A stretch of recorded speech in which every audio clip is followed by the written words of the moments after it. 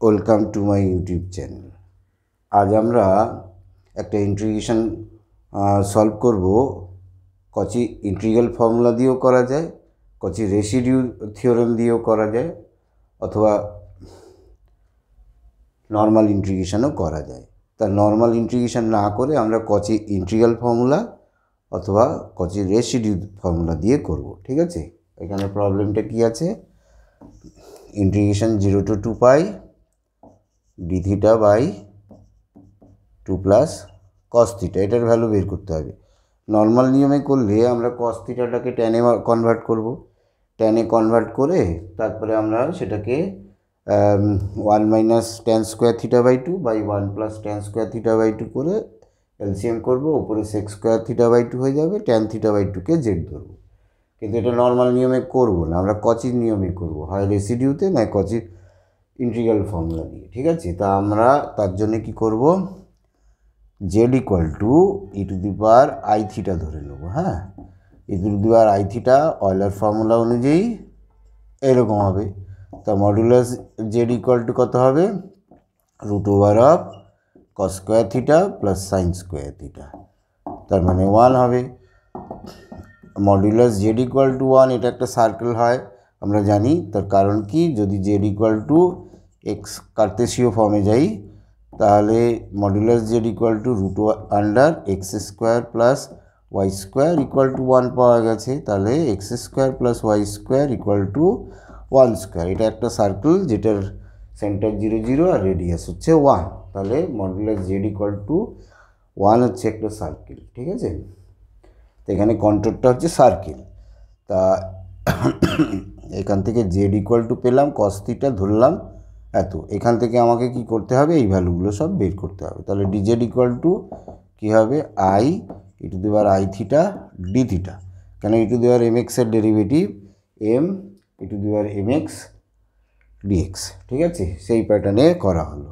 এটা মানে z i z d theta, therefore d theta equal to dz by i z হলো। এবার আমরা কি করব, কস থিটার ভ্যালুটা বের করব, কস থিটার। তা জেড ইকুয়াল টু আছে e to the power i theta, তাহলে 1 বাই জেড ইকুয়াল টু আছে কত, e to the power minus i theta. তাহলে জেড প্লাস 1 বাই জেড মানে e to the power i theta plus e to the power minus i theta. তা আমরা দুদিকে যদি 2 দিয়ে ডিভাইড করি, এটা এলসিএম করে দিলাম। তা এটা আমরা জানি কস থিটার ফর্মুলা, তাহলে সেটার ভ্যালু কত দাঁড়ালো, বাই 2z। ঠিক আছে, কস থিটার ভ্যালুটা আমরা পেয়ে গেলাম। তাহলে z square plus 1 by 2z cos থিটার ভ্যালু। আর আমরা কি পেলাম, আমরা ডি থিটারও ভ্যালু পেয়ে গেলাম। এই যে এপাশে আমরা ডি থিটারও ভ্যালু পেয়ে গেছি। ঠিক আছে, এবার এটাকে আমরা বসাবো। তাই এই ইন্টিগ্রালটা কনভার্ট করলো কিসে, ক্লোজড ইন্টিগ্রাল। কেন 0 to 2 পাই পুরো সার্কেলকে কভার করলো 360 ডিগ্রি। ঠিক আছে,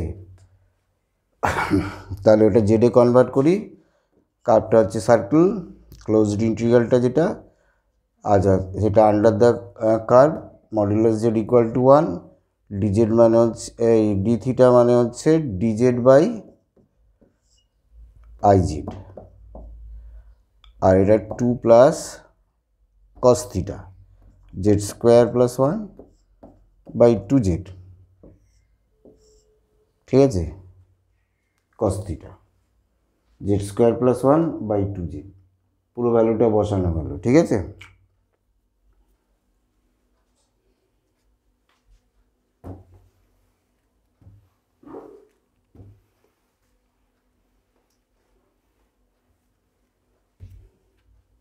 এখানে কন্ট্রোরটা কি, মডুলাস জেড ইকুয়াল টু 1। তো এটাকে এলসিএম করা যাক।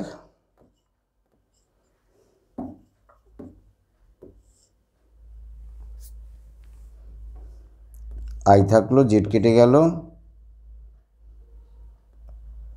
আই বাই 2 থাকলো, এই 2টা জেড কেটে গেল, 4z plus Z square plus 1, 4z plus Z square plus 1, তলায় 2z ছিল, জেড জেড কাটা গেল, আই বাই 2 তাহলে এটা 2/i করে দিলাম, বাইরে closed integral dz by z square plus 4z plus 1। ঠিক আছে, এইবার এই ইন্টিগ্রেশনটাকে সলভ করার জন্যে আমাদের পোলগুলোকে বের করতে হবে। তাহলে পোলস আর এই তলাটা 0 করে দিলে পোলগুলো পাওয়া যাবে। আগে এগুলোকে পয়েন্ট অফ ডিসকন্টিনিউটি দেখিয়েছি আমরা, পয়েন্ট অফ ডিসকন্টিনিউটিগুলো কীভাবে বের করতে হয় সেগুলোকেই পোল বলছি জেনারেলি। এই যে পোলগুলো বেরোবে এই পোলগুলো ওই সার্কেলের ইনসাইড কি আউটসাইড দেখতে হবে। ঠিক আছে, ইনসাইড কার্ভ বা অথবা আউটসাইড কার্ভ কোনটায় আছে সেটা দেখতে হবে। এটা শ্রীধর আচার্যের ফর্মুলা ফেলা গেল।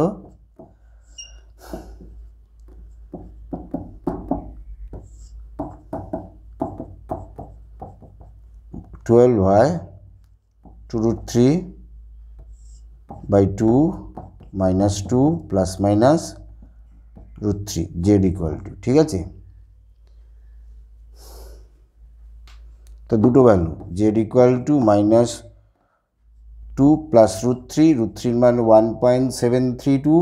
এটা যদি সাবস্ট্রাক্ট করি তাহলে হচ্ছে মাইনাসে যে ভ্যালুটা দেওয়া পাবো আমরা সেই ভ্যালুটা এই 1-এর থেকে ছোট হবে। ঠিক আছে, আর প্লাস যেটা দুটোই মাইনাস হবে z ইকুয়াল টু সেটা মডুলাস করলে মোর দ্যান 1 হয়ে যাবে। ঠিক আছে, তাহলে মডুলাস z যদি করি আমি এই কেসে সেই ভ্যালুটা কি হবে লেস দ্যান 1, তাহলে এটা কন্ট্রোলের ভেতরে।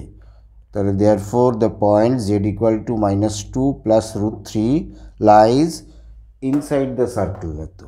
ঠিক আছে, এটা তাহলে ইনসাইড দ্য সার্কেল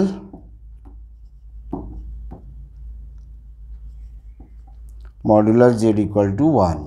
আর এটা মড করি যদি আমি এটা থেকে মডুলাস z, এটা মাইনাস কমনে 2 প্লাস √3 হয়ে যাবে। 2 প্লাস √3টা 1-এর থেকে বড়, তাহলে এক্ষেত্রে মডুলাস জেডটা হবে গ্রেটার দেন 1। তাহলে এটা কি হবে আউটসাইড হবে, outside the curve equal to 1, outside the curve equal to 1। তা আমি রেসিডিউতে বা ইন্টিগ্রাল ফর্মুলা যাতেই যাই এই পার্টের জন্যে ওই ইন্টিগ্রালটা 0 হয়ে যাবে। ঠিক আছে, তাহলে দুটো পোল পেয়েছি, একটা ইনসাইড দ্য সার্কেল আর একটা আউটসাইড দ্য সার্কেল। তাহলে সেই অনুযায়ী এটা আমাকে করতে হবে। আমি যে রেসিডিউ থিওরেম দিয়ে করবো এক্ষেত্রে। ঠিক আছে, কচি রেসিডিউ থিওরেম দিয়ে। তো এটা মোছা গেল।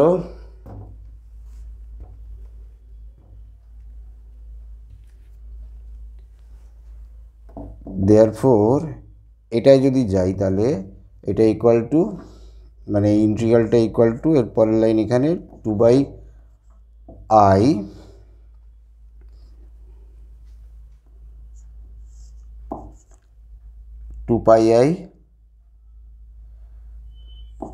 2πi residue